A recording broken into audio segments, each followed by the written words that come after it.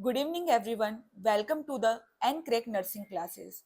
Today we deal most important subject of the nursing, psychiatric. आज हम deal करेंगे psychiatric nursing के PYQs जो कि प्रीवियस ईयर एग्जामिनेशन में पूछे जा चुके हैं. So let's start. Question number 1. Which of the following is not classified as a medico-psychiatric condition?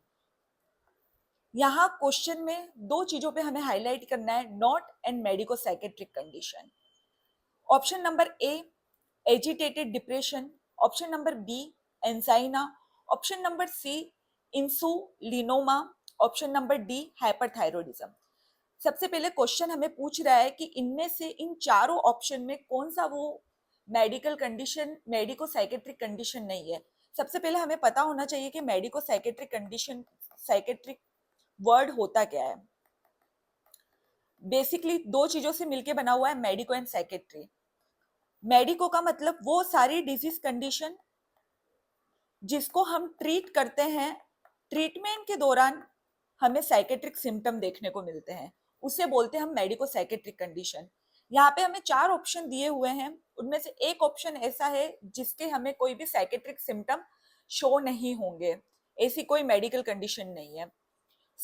अगर हम ऑप्शंस पे जाएं तो ये तीनों जो ऑप्शन है वो अपने आप में एक डिजीज कंडीशन है जिनका ट्रीटमेंट हम करेंगे तो हमें देखने को मिलेगा psychiatric symptoms. Psychiatric symptom like depression, anxiety और ऑप्शन नंबर एक है एजिटेटेड डिप्रेशन. एजिटेटेड डिप्रेशन कोई मेडिकल कंडीशन नहीं है, ये एक डायरेक्ट सिम्टम है साइकेट्रिक का. अगर सिंप्लीफाई करें तो ऑप्शन नंबर ए इसका राइट आंसर होगा. बाकी तीनों ऑप्शन जो है वो मेडिको साइकेट्रिक कंडीशन है. एंजाइना मेनली हार्ट अटैक जिसके अंदर चेस्ट पेन, हार्ट अटैक के पहले की कंडीशन है जिसमें हमें चेस्ट पेन देखने को मिलता है. अगर ये यंग एज में देखने को मिल जाए तो पेशेंट वैसे ही एंशियस रहता है. साइकेट्रिक सिम्टम देखने को मिल गए. इंसिलोमा ये है बीटा सेल का कैंसर. अगर किसी भी पेशेंट को कैंसर सिचुएशन पता लग जाए वैसे ही साइकेट्रिक सिम्टम हमें शो होने लग जाते हैं. एंड थर्ड है थायराइड. थायराइड का लेवल बढ़ेगा तो पेशेंट में एजिटेशन वगैरह सब देखने को मिलेगा.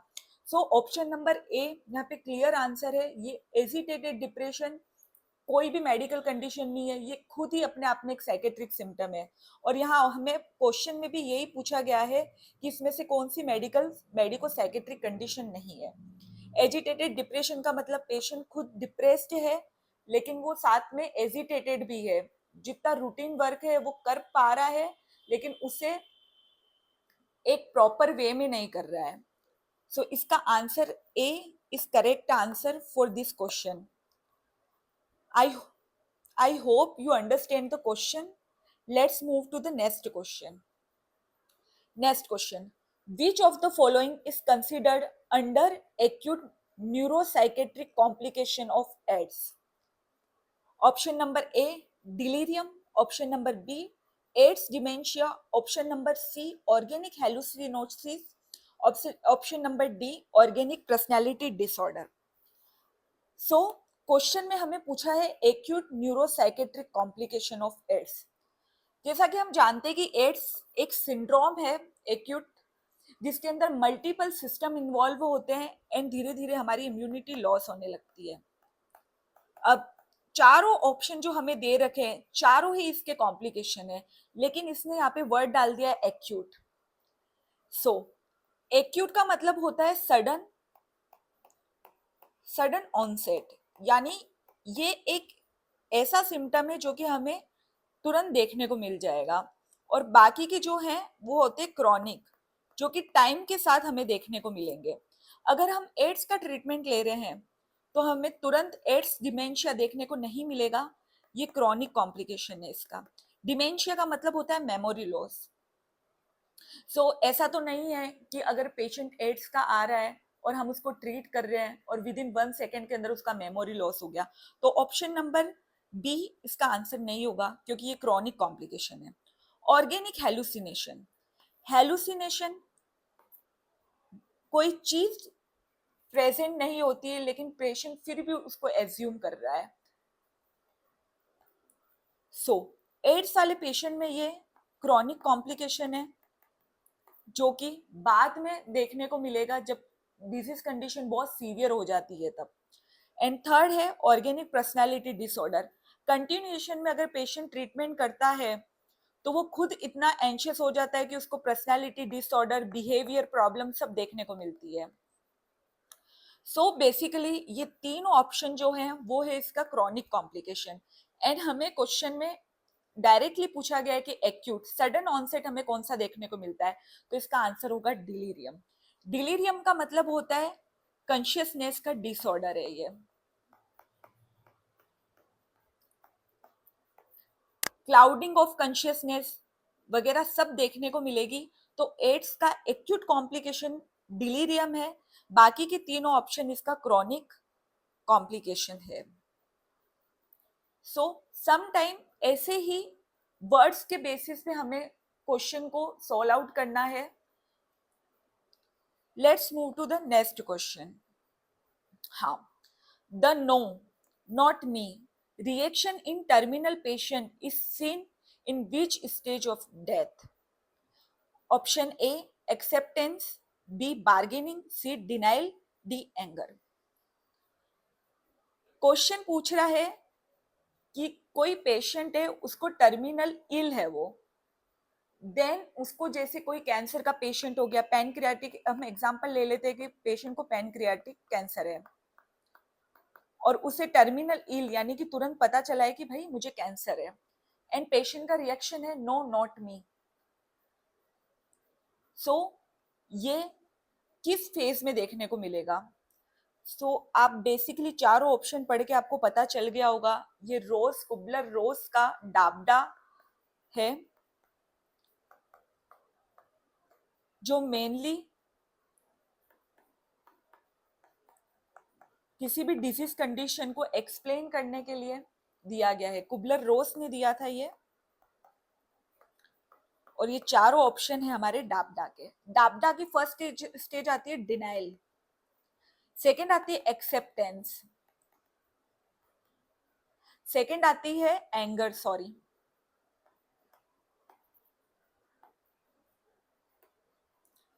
फर्स्ट हो गया डिनाइल, सेकंड आता है एंगर, थर्ड आता है बार्गेनिंग, डी आता है डिप्रेशन, एंड लास्ट में आता है एक्सेप्टेंस।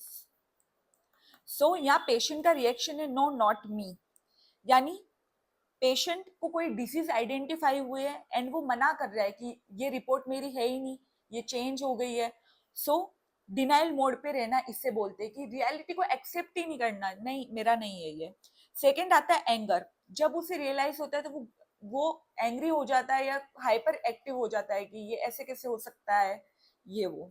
थर्ड आता है बार्गेनिंग, वो डायरेक्ट बार्गेनिंग करेगा गॉड से कि आप ये चीज ठीक कर दो, मैं आपको इसके बदले ये दे दूंगा। सेकेंड, जब उसका बार्गेनिंग फेल हो जाता है देन वो चला जाता है डिप्रेशन में। डिप्रेशन में जाने के बाद लास्ट स्टेज जब उस पेशेंट रियलाइज कर लेता है कि अब कुछ भी नहीं हो सकता है, देन वो एक्सेप्ट कर लेगा। सो ये क्वेश्चन बेस्ड था डाबडा पे जो कि कुबलर रोस ने दिया था। No note me clear answer है डिनाइल। सो इसका राइट आंसर हुआ डिनाइल। पेशेंट डिनाइल मोड पे है, एक्सेप्ट ही नहीं करना चाह रहा है। फर्दर जो स्टेज है जब डिनाइल के बाद एंगर, बार्गेनिंग, डिप्रेशन, एक्सेप्टेंस आएगा। सो इसका राइट आंसर है denial. Move to the next question. Which feature is present only in dementia compared to delirium? Option number A, systematized delusion occur early. Second है misperception, third है hallucination और fourth है vivid illusions। अब delirium and dementia, हमें पहले पता होना चाहिए कि डिलीरियम डिमेंशिया है क्या। हमें चारों ऑप्शन देख के यही लग रहा है कि यार ये तो दोनों में प्रेजेंट होंगे, लेकिन ऐसा नहीं है। यहाँ पे क्वेश्चन ने क्लियर बोला है कि एक ऐसा सिम्टम है वो जो कि मेनली डिमेंशिया में देखने को मिलेगा, डिलीरियम में नहीं। सो डिलीरियम जो है वो कॉन्शियसनेस का डिसऑर्डर है।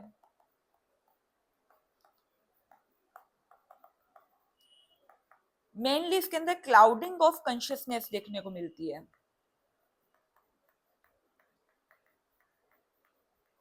एंड डिमेंशिया जो है वो मेमोरी का डिसऑर्डर है।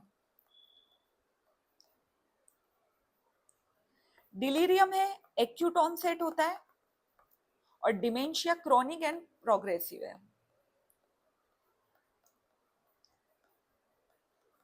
अब मूव करते हैं हमारे ऑप्शंस पे। सम टाइम जब ऐसे ट्रिकी क्वेश्चन हो तो आप डायरेक्ट एलिमिनेशन टेक्निक यूज कर सकते हो कि एक एक ऑप्शन पढ़ो एंड उसको एलिमिनेट करो। ठीक है, लास्ट से हम स्टार्ट करते हैं vivid illusion. Illusion mainly misperception करना किसी चीज को, मिसपरसेप्शन। जैसे कि मैंने बोला कि डिलीरियम जो है कॉन्शियसनेस का डिसऑर्डर है, तो डिलीरियम के अंदर मेनली इल्यूजन देखने को मिलता है। पेशेंट रस्सी पड़ी है उसको सांप समझ लेगा। हेलुसिनेशन, एक्सटर्नल स्टिमुलाई प्रेजेंट नहीं है लेकिन पेशेंट को फील हो रही है चीजें, हेलुसिनेशन। मिसपरसेप्शन का मतलब जैसे मैंने बताया, इल्यूजन का ही एक सब टाइप बोल दो, रोप को स्नेक समझ लेना। सो ये तीनों ऑप्शन जो है वो डिलीरियम से रिलेटेड है, cloudy of consciousness. And first option जो है वो इसका राइट आंसर होगा, ये है डिमेंशिया। फर्स्ट ऑप्शन जो है वो डिमेंशिया और डिलीरियम को अलग करता है। डिमेंशिया का मतलब जैसे मैंने बोला मेमोरी लॉस। मेमोरी लॉस के साथ पेशेंट को डिल्यूजन होता है, और ये फॉल्स फिक्स्ड डिल्यूजन है उसका। जैसे कोई आपने डिमेंशिया के पेशेंट देखे होंगे तो उन्हें अपने केयर गिवर पर ही डाउट रहता है कि ये मुझे मारना चाहता है, मारना चाहती है, उसको हम कभी भी चेंज नहीं कर सकते। तो ऑप्शन नंबर एक है सिस्टमेटाइज डिल्यूजन अकर अर्लियर, वो डिमेंशिया और डिलीरियम को स्पेसिफाई करता है। ये चार, ये फर्दर तीनों हमें डिमेंशिया में देखने को मिलेंगे लेकिन लेटर ऑन स्टेज में। सो फर्स्ट इसका ऑप्शन नंबर ए इसका राइट आंसर होगा। ये डिलीरियम एंड डिमेंशिया को स्पेसिफाई करता है, डिफरेंशिएट करता है। Let's move next question. Which of the following is a long-term effect of medical complication due to alcoholism? Option A, delirium tremors. B, Korsakoff psychosis. C, depression. Fourth, paranoia. Question पूछ रहा है medical complication of alcoholism. Alcoholism, कोई patient alcoholic है, alcoholism, उसका complication क्या देखने को मिलेगा? सो डिलीरियम ट्रेमर। डिलीरियम ट्रेमर इसका कॉम्प्लिकेशन नहीं है एल्कोहलिज्म का। एल्कोहलिज्म विड्रॉल सिम्टम में ये देखने को मिलता है। जब पेशेंट एल्कोहल विड्रॉल करता है तब हमें डिलीरियम ट्रेमर्स देखने को मिलते हैं, और तुरंत विद इन 6 to 8 ओवर में हमें डिलीरियम ट्रेमर देखने को मिल जाता है एल्कोहल विड्रॉल में। सो ऑप्शन नंबर एक तो ऐसे ही गलत हो गया। Option number C, depression. कोई भी एल्कोहलिक पेशेंट है उसका कॉम्प्लिकेशन डिप्रेशन नहीं हो सकता है। अगर पेशेंट को एल्कोहल नहीं मिल रहा है तो वो एंशियस हो जाएगा और हाइपर एक्टिव हो जाएगा, लेकिन डिप्रेस कभी नहीं होगा। अगर हम लेटर ऑन बात करें तो डिप्रेशन हो सकता है, सो ये आंसर भी गलत हुआ।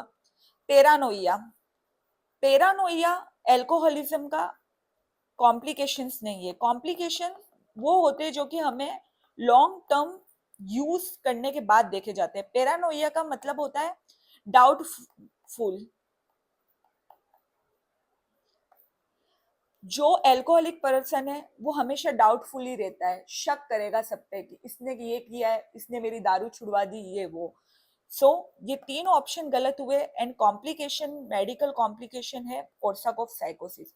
जब लॉन्ग टर्म तक पेशेंट एल्कोहल कंज्यूम करता है तब पेशेंट के अंदर विटामिन B1 का डेफिशिएंसी देखने को मिलता है। थायमिन विटामिन का डेफिशिएंसी देखने को मिलेगा, जिससे कि सारे नर्व कंडक्शन वगैरह सब इफेक्ट होंगे। सो इसका राइट आंसर है कोर्साकॉफ साइकोसिस।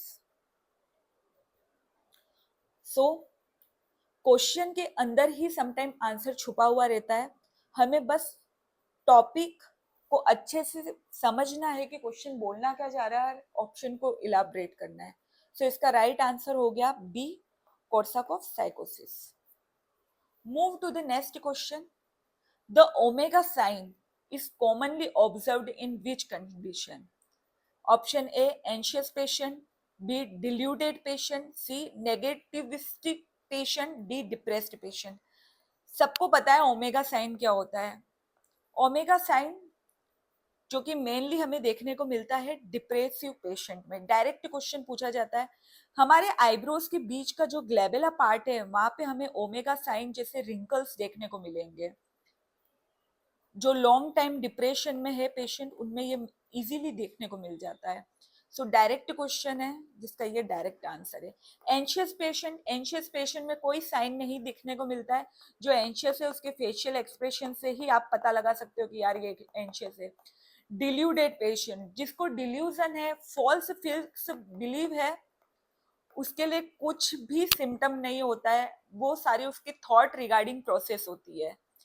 थर्ड आता है नेगेटिविस्टिक पेशेंट, जो भी बोलेंगे अपोजिट करेगा, कोई साइन सिम्टम नहीं होता है स्पेसिफाई. तो डायरेक्ट इसका आंसर है depressed patient. Move to the next question. Which of the following is not a characteristic of endogenous depression? Endogenous depression, depression का मतलब होता है कि जितनी भी हमारी कैपेसिटी है वो सब स्लो हो जाना. अब आता है वर्ड आ गया यहाँ पे एंडोजीनस. सो इन चारों में से एक कैरेक्टरिस्टिक ऐसा है जो कि एंडोजीनस डिप्रेशन का नहीं है. Option number A, feeling better when alone. Option number B, more sadness in the morning. Option number C, more sadness in the evening. And option D, suicidal tendency. Think.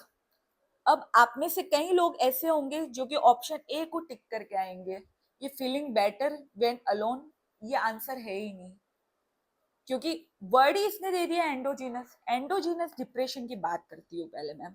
Endogenous depression वो होता है जिसका source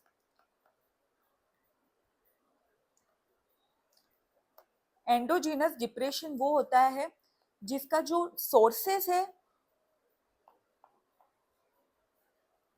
वो external नहीं होता है. जो भी डिप्रेशन है सेल्फ आ रहा है, सेल्फ थॉट प्रोसेस के थ्रू आ रहा है, कोई एक्सटर्नल स्टिमुलाई नहीं है. ऐसा नहीं है कि वर्किंग प्लेस पे किसी ने कुछ बोल दिया, कुछ नहीं, सेल्फ से डिप्रेशन आ रहा है. ये मेनली देखा जाता है कुछ जेनेटिक कंडीशन होती है तब भी ये देखने को मिलता है, या फिर आपका लव फेलियर हो गया हो, आप मूव ऑन नहीं कर पा रहे हो, तब भी ये देखने को मिलता है.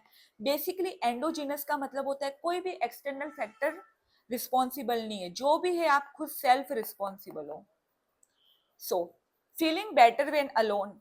अब आप बोल रहे होंगे कि फीलिंग बेटर होगी अलोन में, तो ये वाला कैरेक्टरिस्टिक तो नहीं होना चाहिए. अकेला रहेगा तो और ज्यादा डिप्रेशन होगा ना उसको, क्योंकि एंडोजीनस है. तो कई लोग तो ऑप्शन ए पे ही टिक करके आएंगे कि भाई एंडोजीनस है, सेल्फ हो रहा है, तो अकेले नहीं रहना है. तो ये ऑप्शन तो आपका यही गलत हो गया.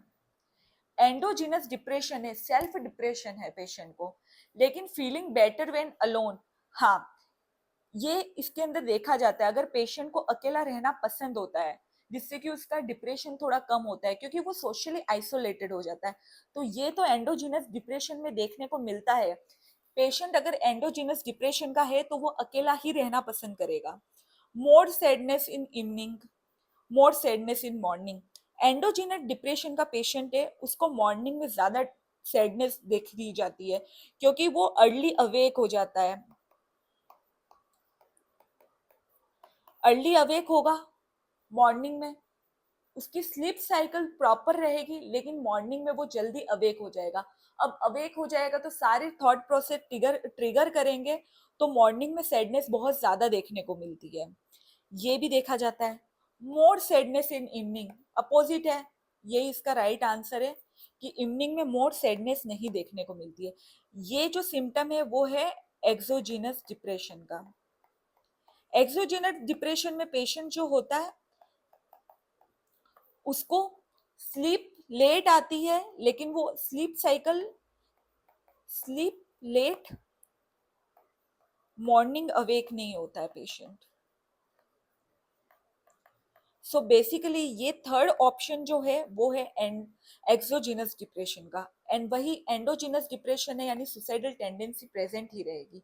सो एंडोजीनस डिप्रेशन का जो साइन और सिम्टम नहीं है वो है option number C. I hope you clear. Feeling alone है यानी पेशेंट अलोन रहना चाहता है, सो ये वाला आंसर करेक्ट नहीं है, ये वाला होगा। Previous year AIIMS Bhopal exam में पूछा जा चुका है, एंड हम बहुत ज्यादा डीप नॉलेज लगा लेते हैं, बहुत ट्रिकी क्वेश्चन पे लगा लेते हैं, जिससे कि हम इजी क्वेश्चन भी गलत कर लेते हैं। तो क्वेश्चन को और थ्योरी को केयरफुली अप्लाई करना है। Move to the next question. A diagnostic interview used sodium amytal और हिप्नोसिस एक as character feature of which condition. Question पूछ रहा है कि हम सोडियम एमाइलटेल और हिप्नोसिस का यूज कौन सी डिजीज कंडीशन में या कौन सी कंडीशन में हम करते हैं। Mania, phobia, hyper ventilation syndrome, post traumatic neurosis. Easy question है। मेनिया पेशेंट खुद ही इतना हाइपर एक्टिव होता है कि हमें हिप्नोसिस की जरूरत नहीं होती है। बात करते हैं हम हिप्नोसिस एंड सोडियम एमाइलटेल क्या होता है। हिप्नोसिस जो है इसके अंदर पेशेंट को जितना भी पास्ट का मेमोरीज है, जो भी ट्रॉमेटिक मेमोरी है, उसको हम फाइंड आउट करते हैं, जिससे कि पेशेंट कॉप अप कर पाए एंड उसे फ्लैशबैक्स नहीं आए। सो बेसिकली हिप्नोसिस का यही है कि पास्ट की जितनी भी बैड मेमोरीज रही है पेशेंट की, उसको ट्रिगर करना, जिससे कि पेशेंट को बार बार फ्लैशबैक ना आए और पेशेंट ज्यादा एंशियस ना हो। सोडियम एमाइलट्रेल, सोडियम एमाइलट्रेल जो है इसको हम हिप्नोसिस ड्रग बोलते हैं, बार्बिचुरेट होती है ये। मेनली ये कोई इसका हम डायरेक्टली यूज कभी नहीं करते सोडियम एमाइलटेल का, ये स्पेसिफिक कंडीशन में ही यूज होती है, वो भी अंडर डॉक्टर ऑब्जर्वेशन। ऐसा नहीं कि कोई झूठ और कोई लीगली, अगर कोई आपने कई मूवीज देख रखी होगी जिसके अंदर कुछ ऐसे केसेस होते हैं जिसके अंदर हम ये नार्कोटिक टेस्ट करते हैं, जो मेनली जो नार्कोटिक टेस्ट होता है वही सोडियम एमाइलटेल है। ये बेसिकली बहुत कम यूज होता है, ये स्पेसिफिक कंडीशन में यूज होता है। जैसे कि हमने एक टेररिस्ट पकड़ा गया था कसाब, जब नार्कोटिक टेस्ट हुआ था तभी वाली ड्रग यूज हुई थी। तो बेसिकली क्वेश्चन ये बोल रहा है कि इनमें इन दोनों का यूज हम मेनली करते हैं पोस्ट ट्रॉमेटिक इवेंट, यानी जितना भी आपका कुछ मेमोरी है उसको बाहर निकालना और उससे कोप अप करना सिखाना, और जो भी आपका मेमोरीज है उसको फाइंड आउट करना। सो क्वेश्चन पूछ रहा है कि इन चारों ऑप्शन में से कौन सी वो कंडीशन है जिसके अंदर हम हिप्नोसिस का यूज करते हैं। फर्स्ट ऑप्शन है मेनिया। मेनिया पेशेंट में हिप्नोसिस की नीड ही नहीं है, खुद ही हाइपर एक्टिव है, तो डायग्नोसिस में हम यूज नहीं करते हिप्नोसिस। फोबिया, फोबिया के अंदर हम हिप्नोसिस यूज नहीं करेंगे। फोबिया का मतलब होता है कि पेशेंट को किसी चीज से डर लग रहा है, किसी को ऊंचाई से डर लगता है, किसी को डार्कनेस से डर लग रहा है, तो वहां पे हम उसका कोई पास्ट ट्रॉमेटिक इवेंट नहीं है। फोबिया में डायरेक्ट जो है जिस भी चीज से पेशेंट को डर लग रहा है वो उस पेशेंट को उसके पास ले जाके खड़ा कर दो। जैसे कोई है जिसको हाइट पे डर लग रहा है, तो आप उसको हाइट पे ले जाओ धीरे धीरे करके, तो उसके लिए हिप्नोसिस नहीं सिस्टेमिक डिसेंसिटाइजेशन यूज होता है। Direct stimuli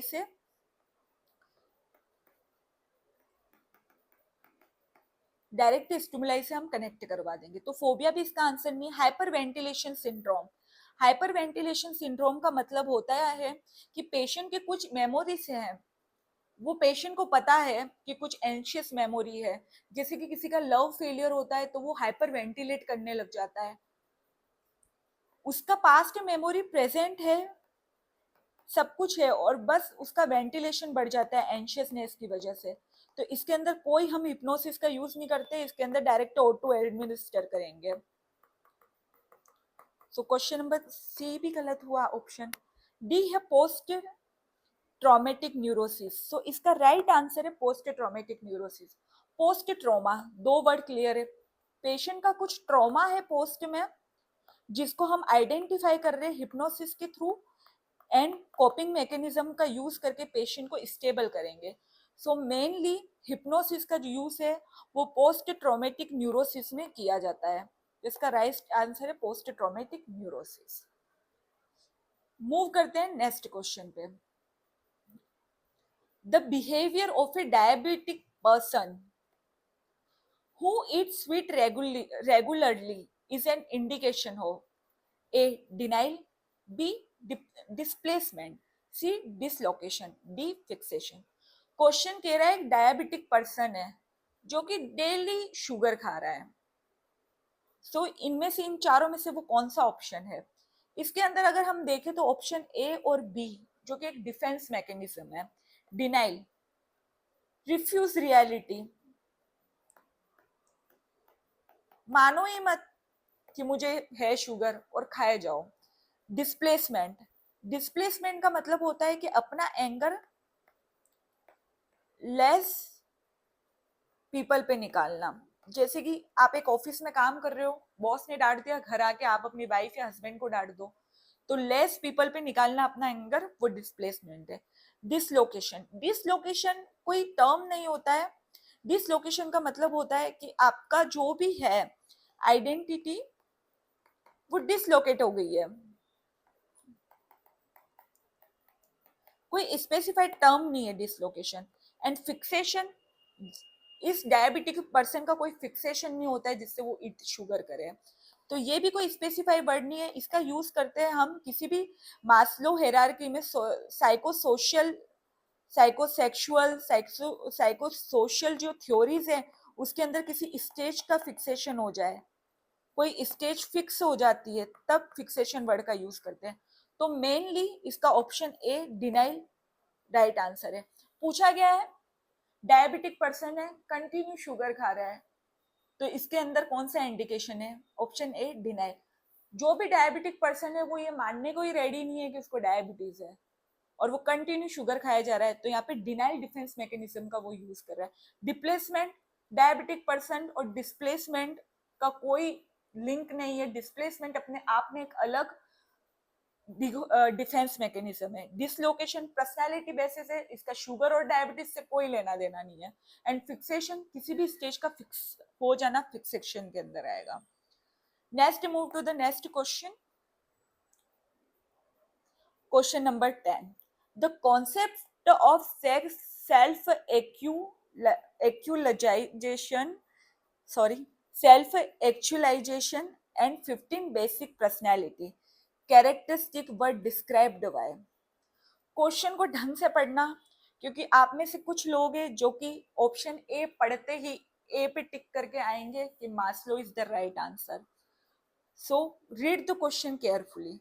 the concept of self actualization and 15 basic personality described by Maslow, Roger, Jahoda and मैनिंगर. Question पूछ रहा है कि कॉन्सेप्ट ऑफ सेल्फ एक्चुअलाइजेशन और 15 बेसिक पर्सनालिटी के जो कैरेक्टरिस्टिक थे वो इनमें से किस साइंटिस्ट ने दिए थे. जैसा कि मैंने बोला self actualization Maslow hierarchy of need में ये आता है सेल्फ एक्चुअलाइजेशन. तो आप में से 99% लोग मास्लो को टिक करके आएंगे, जो कि ये आंसर गलत होता है. यही रोगर, जहोदा, मैनिंगर, इनके नाम ही हमने फर्स्ट टाइम सुने, ये है क्या चीज. इस क्वेश्चन का राइट आंसर है जहोदा.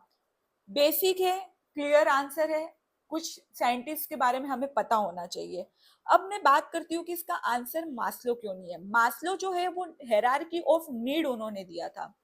अगर यहाँ पे हायरार्की ऑफ नीड पूछा जाए तब हम मास्लो कर सकते थे, लेकिन यहाँ पे इसने ऐड कर दिया है 15 बेसिक पर्सनैलिटी, तब मास्लो इसका आंसर नहीं होगा.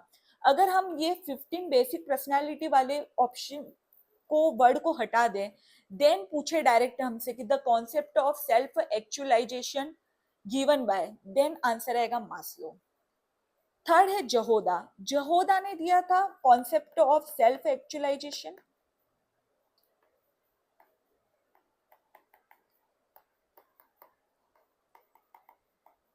प्लस 15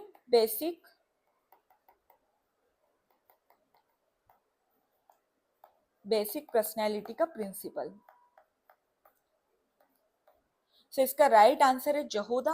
अगर क्वेश्चन के अंदर हमें पूछा जाता कि कॉन्सेप्ट ऑफ सेल्फ एक्चुअलाइजेशन किसने दिया है, तब हम मास्लो पे जाते हैं। बेसिकली मास्लो एंड जहोदा दोनों ने ही सेल्फ एक्चुअलाइजेशन के बारे में बताया था। मास्लो ने हेरारकी ऑफ नीड के थ्रू बताया था एंड जहोदा ने पॉजिटिव हेल्थ कॉन्सेप्ट के थ्रू बताया था। दोनों ने सेल्फ एक्चुअलाइजेशन की बात की थी, लेकिन जहोदा ने 15 बेसिक पर्सनैलिटी को भी अंदर इंक्लूड कर दिया है। अगर डायरेक्ट हमें सेल्फ एक्चुअलाइजेशन का पूछा जाए तो हमेशा हमारा आंसर मास्लो लेगा, लेकिन कॉन्सेप्ट ऑफ सेल्फ एक्चुअलाइजेशन और 15 बेसिक पर्सनैलिटी आ जाए तो हमारा आंसर चेंज हो जाएगा जहोदा। रोगर ने डायरेक्ट बताया था कि हम कौन हैं, यानी कि आप कौन हो, आप क्यों हो। जितने भी ऐसे जो हमारे डेली बेसिस पे कभी कभी हम बहुत ज्यादा क्राइसिस में होते हैं या कुछ भी हमारे साथ कुछ गलत हो रहा होता है, तब हम ये सेल्फ क्वेश्चन पूछते हैं कि हम क्यों हैं। तो इसी के बारे में रोगन ने बताया था। एंड लास्ट टाइम मैनिंगर, कुछ नहीं, जितने भी मेंटल डिसऑर्डर है उसको डिस्क्राइब किया था उसने। तो बेसिकली हमें यहाँ पे कुछ साइंटिस्ट के नाम पता होने चाहिए। सो question the concept of self actualization and 15 basic personality given by जहोदा, not Maslow.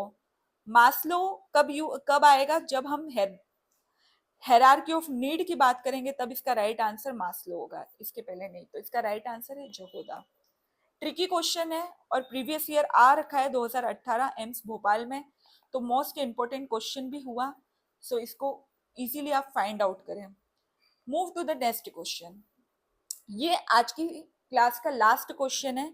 The correct order of response to stress is resistance, exaltation, alarm. Resistant, alarm, exhaustion. C है अलार्म, एक्सोक्शन, रेजिस्टेंस। डी है alarm reaction, resistant, exhaustion. Question simple है, आपको पता है ये हमने कहाँ पढ़ा है, स्ट्रेस मैनेजमेंट में हम इसका पढ़ते हैं, जिसको हम गैस बोलते हैं। अब आप इस क्वेश्चन का आंसर कमेंट बॉक्स में लिखना कि इसका राइट आंसर क्या है। नेक्स्ट क्लास में मैं इस क्वेश्चन का आंसर एक्सप्लेन करूंगी एंड जितने भी प्रीवियस ईयर क्वेश्चन है वो नेक्स्ट क्लास में हम फर्दर डील करेंगे।